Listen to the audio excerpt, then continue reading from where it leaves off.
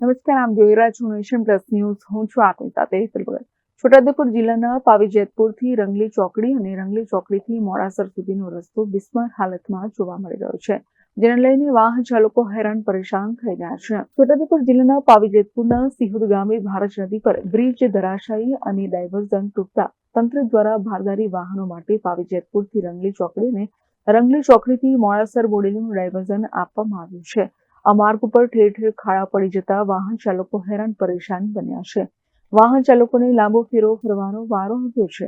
30 કિલોમીટરના માર્ગ ઉપર એટલી હદે ખાડા પડ્યા છે કે વાહન ચાલકોને વાહન ચલાવવું તો ક્યાં તે પણ મુશ્કેલ બન્યું છે. તંત્ર દ્વારા જે ડાયવર્ઝન આપવામાં આવ્યું છે એ ડાયવર્ઝનનો માર્ગ બિસ્માર બન્યો છે.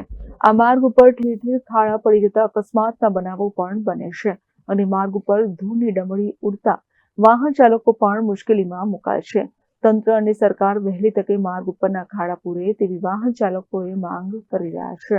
પાવીજેતપુર જે વનકુટીર ચોકડી છે ત્યાંથી મોડાસર તરફ જતો રસ્તો આજની તારીખમાં ખૂબ જ ખરાબ હાલતમાં છે, જેનાથી નાના વાહનો વાળાને ખૂબ નુકસાન થાય છે. રસ્તામાં ઘણી બધી ગાડીઓના ટાયરો ફૂટી ગયા છે અને ખેડૂતોને કે ગમે તે સામાન્ય પ્રજાને પણ ખૂબ મુશ્કેલી પડી રહી છે.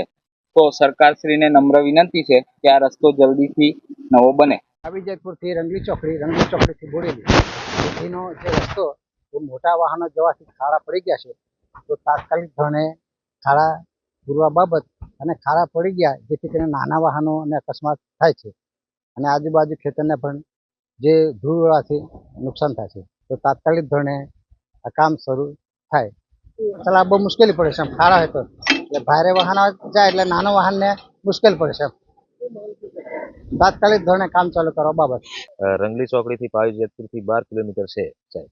એમાં તકલીફ બીજું કંઈ નથી.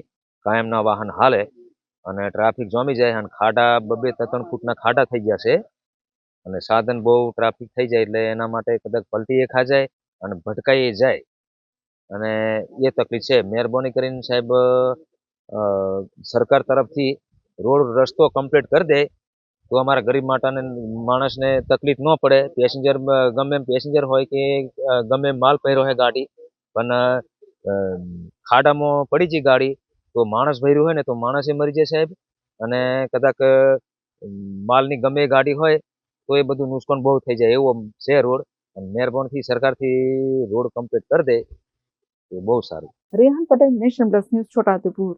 સમાચારોના સતત અપડેટ મેળવવા માટે અમારી નેશન પ્લસ ન્યૂઝની યુટ્યુબ ચેનલને સબસ્ક્રાઇબ કરો, બેલ આઇકન દબાવો અને જોડાયેલા રહો ફેસબુક, ઇન્સ્ટાગ્રામ અને ટ્વિટર પર.